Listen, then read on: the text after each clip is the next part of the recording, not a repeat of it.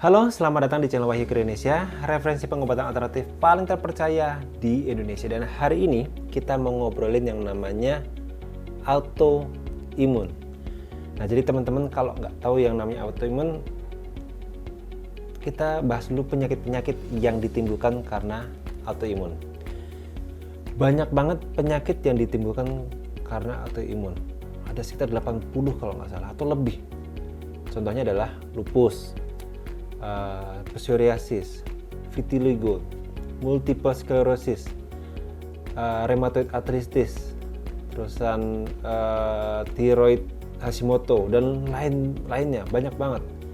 Nah, gilanya lagi ada lebih banyak orang-orang yang terkena autoimun daripada orang-orang yang terkena penyakit jantung, kanker, diabetes dijadikan satu. Bener, nggak salah dengar.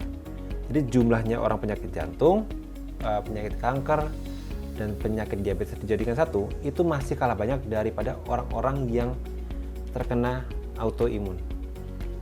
Tapi kebanyakan nggak sadar, bahkan nggak tahu apa itu penyakit autoimun. Jadi yang mereka tahu adalah mereka kena psoriasis, mereka taunya kena vitiligo, tapi mereka nggak tahu bahwa penyebabnya itu adalah autoimun. Nah, autoimun ini apa sih sebetulnya?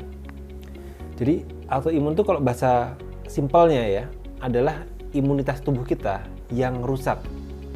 Nah, imunitas ini kan sebetulnya bertugas menjaga tubuh kita supaya tetap sehat.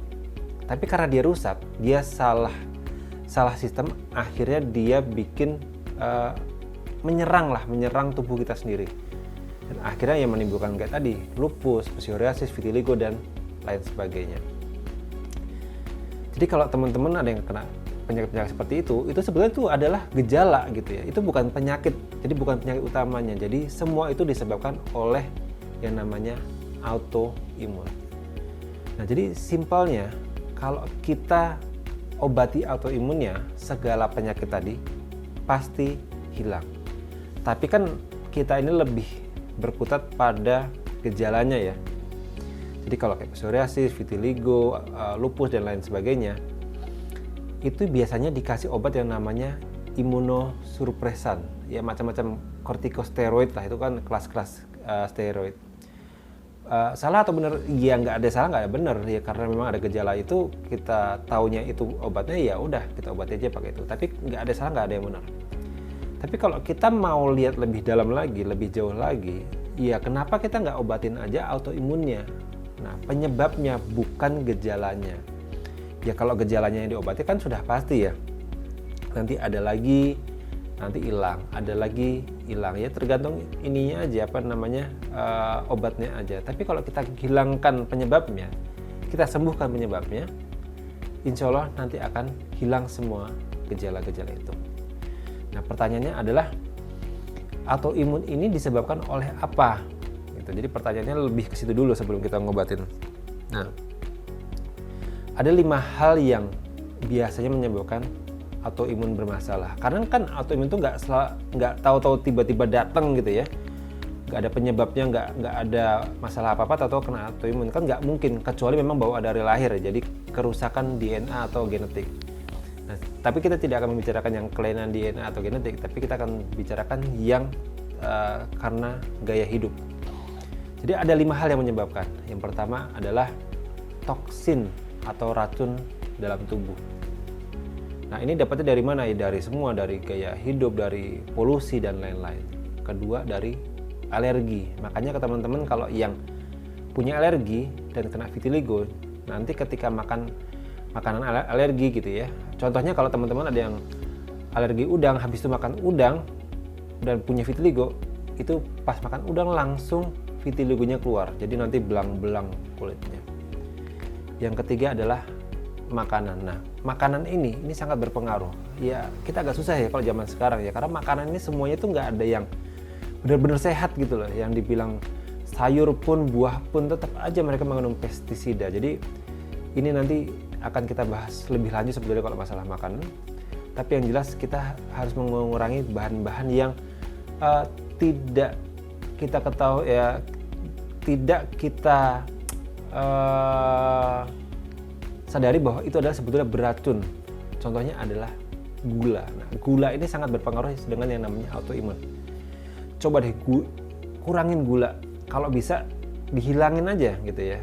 At least yang gula yang kita tambah sendiri. Contohnya kalau kita minum teh pakai gula, itu gulanya dihilangin. Kalau kita biasa minum kopi pakai gula, itu gulanya juga dihilangin. Pakai aja gula-gula yang pengganti gula ya, kayak stevia dan lain sebagainya.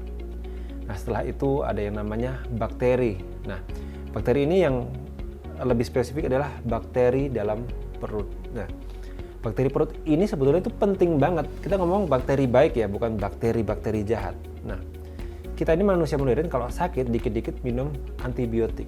Dikit-dikit minum antibiotik. Nah, teman-teman tahu nggak kalau di dunia peperangan antibiotik itu kayak bom. Jadi kalau kita mau nembak satu musuh, harusnya kan cuma pakai pistol. Nah, tapi ini kita bom. Artinya apa? Ketika kita nembak satu musuh, yang lainnya juga mati. Nah, sama juga kalau kita minum antibiotik. Kita cuma pengen mengobati penyakit tertentu, bakteri tertentu, tapi mau nggak mau semua bakteri yang di dalam perut, baik itu bakteri baik atau jahat, akan mati semua, termasuk bakteri pencernaan. Dan itu akan mengakibatkan autoimun juga. Jadi solusinya apa kalau yang masalah ini? Solusinya adalah jangan dikit-dikit makan antibiotik. Atau lebih baik lagi, jaga kesehatan deh supaya nggak perlu minum antibiotik. Nah, yang kelima adalah stres. Nah, stres ini adalah sesuatu yang nggak terlihat, tapi efeknya sangat nyata. Jadi banyak klien-klien saya yang dulu itu kalau stres gitu ya, itu nanti autoimunnya terpicu dan gejala-gejala yang muncul. Psoriasisnya dia kambuh, vitiligonya kambuh, rematiknya kambuh, dan lain sebagainya. Tapi kalau stres, kalau nggak stres nggak ada tuh. Tapi giliran stres, langsung semua gejalanya keluar. Nah, itulah 5 hal yang biasanya menyebabkan autoimun. Jadi kalau kelima hal itu bisa ditekan, bisa diperbaiki, insya Allah autoimunnya akan ditekan dan tidak akan muncul gejala-gejala penyakit yang disebabkan autoimun. Nah, jadi sebetulnya ini sesuatu yang simple, tapi ngerjainnya susah. Ya, mengerjakannya susah. Jangankan ini ya, orang-orang awam ya, orang-orang yang ngerti kesehatan aja untuk menjalankan ini susah. Jadi ini perlu kedisiplinan. Nah, jadi buat teman-teman yang terkena autoimun atau divonis oleh dokter kena autoimun, silahkan menggunakan obat-obat yang imunosupresan atau yang lainnya, nggak apa-apa. Tapi saya mohon untuk mengobati juga imunitasnya dari akarnya. Supaya apa? Supaya tidak kambuh lagi. Oke, sekian saja hari ini tentang autoimun. Saya Wahyu Indonesia. Wassalamualaikum warahmatullahi wabarakatuh.